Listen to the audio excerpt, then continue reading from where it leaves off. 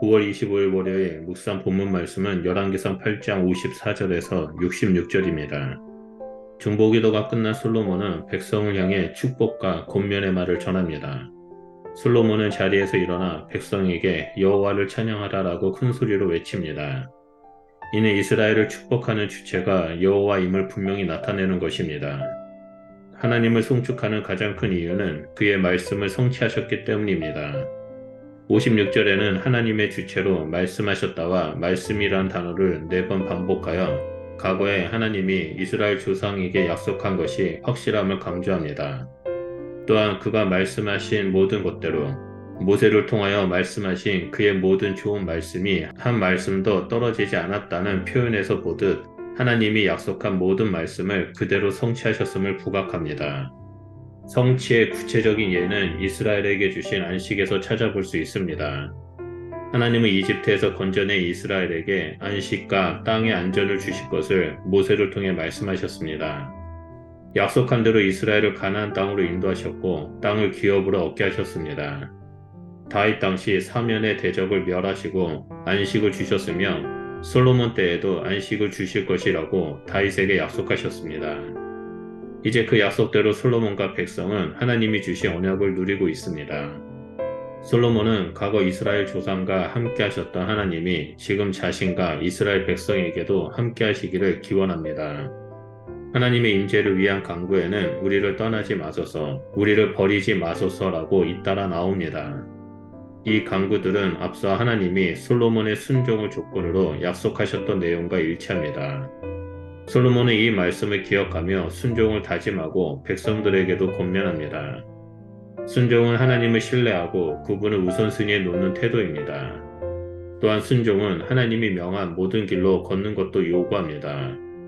모든 길이란 조상들에게 준 계명과 법도와 율례를 지키는 것을 말합니다. 솔로몬은 하나님께 구한 기도가 주야로 하나님 가까이 있어 이루어지기를 고대합니다. 45절과 49절에서와 마찬가지로 솔로몬은 하나님이 솔로몬 자신과 이스라엘에게 날마다 그분의 정의를 행하시기를 간구합니다.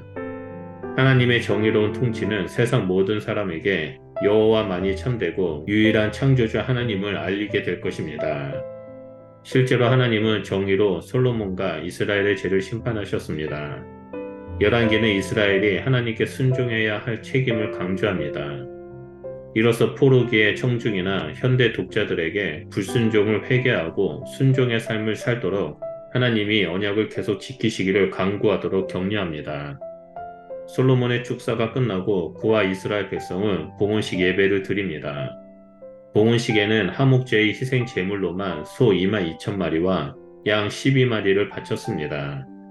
엄청난 제물은 성전 봉헌의 기쁨과 하나님을 향한 감사와 헌신의 정도를 나타냅니다. 특히 하목제의 일부분은 나눠 먹을 수 있었으므로 하목제물이 풍성하다라는 점은 백성의 수가 무수했고 솔로몬이 백성을 위해 아낌없이 준비했음을 알려줍니다. 솔로몬은 성전 앞들 가운데 정결하게 한 후 그곳에서 번제, 소제, 하목제의 기름을 드렸습니다. 성전 봉헌식 후 솔로몬과 백성을 장막절 행사로 치렀습니다. 두 행사는 14일 동안 지속되었습니다. 열왕기 저자는 절기를 지킨 주체를 솔로몬으로 소개하며 그가 하나님의 규례에 순종하여 절기를 지킨 점을 높이 평가합니다. 또한 하나님을 우리 하나님 여호와로 지칭하여 솔로몬과 백성이 섬겼던 하나님이 현재 포로가 된 이스라엘 청중의 하나님을 부각합니다. 두 행사에 참석한 백성은 온 이스라엘의 큰 회중이라고 말하며 큰 무리가 하나님께 나왔음을 알립니다. 이스라엘의 큰 회중이 모인 것은 크게 세 가지의 의미를 찾아볼 수 있습니다. 첫째, 이스라엘은 하나님께 순종하고 솔로몬에게 충성했음을 보여줍니다. 둘째, 하나님이 아브라함에게 약속한 약속의 땅을 성취하셨음을 증명합니다. 봉헌식과 절기에 모인 무리는 하맛 어게에서부터 애굽 강까지에서 올라온 백성들입니다. 이는 단에서 부엘세바에 이르기까지와 마찬가지로 이스라엘의 북쪽에서 남쪽까지의 경계를 가리킵니다. 이 지역들은 하나님께서 아브라함과 자손에게 약속한 가나안 땅의 이상적인 경계에 해당됩니다. 이 지역들이 나라의 경계로 언급됨으로써 하나님의 언약이 성취되었음을 입증합니다. 셋째 이스라엘의 예배가 통합되었음을 알립니다. 다윗 당시와 성전 완공 전까지 성막은 기브온에 있었으나 법궤는 다윗성 장막에 있어 두 곳에서 각 제사장들과 레위인들이 나뉘어져 하나님께 제사를 드렸습니다. 또 백성은 산당에서 예배를 드렸습니다. 그러나 이제 하나님의 이름을 둔 성전이 세워졌으므로 이스라엘은 한 곳에서 하나님을 예배할 수 있게 되었습니다. 이는 영적 통합과 함께 지파 간의 긴장과 갈등을 완화시켜 이스라엘의 결속을 다지게 합니다. 성전 봉헌식과 장막절은 왕과 백성에게 큰 기쁨이 되었습니다. 솔로몬은 장막절 8째 날 백성을 해산시켰습니다.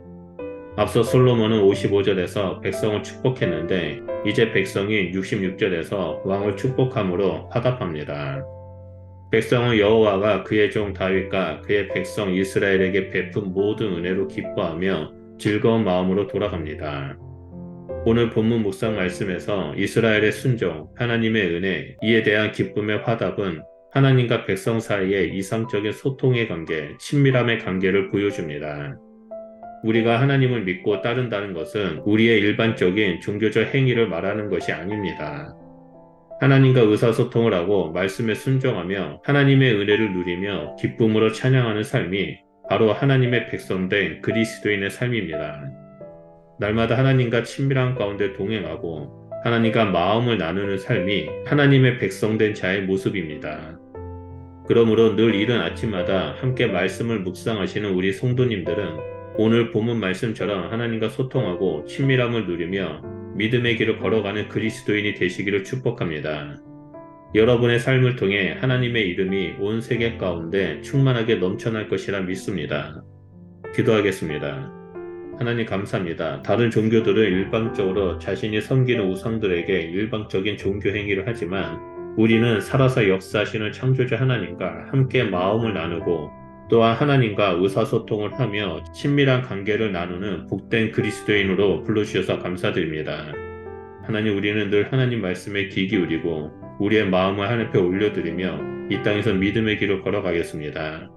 살아서 역사하신 하나님이 우리의 삶을 주관하여 주시고 우리 삶 가운데 성령으로 충만함으로 하나님의 영광이 선포되는 일들이 일어나기를 소원하오니 하나님 우리 가운데 역사하여 주시옵소서. 그래서 살아서 역사하신 하나님을 섬기는 백성된 자의 삶이 어떠한 것인지 온 열방 가운데 우리의 삶을 통해 나타나게 하시고 오직 하나님의 이름만이 높여지는 일들이 일어날 수 있도록 함께하여 주시옵소서. 감사드리며 예수 그리스도 이름으로 기도드립니다. 아멘.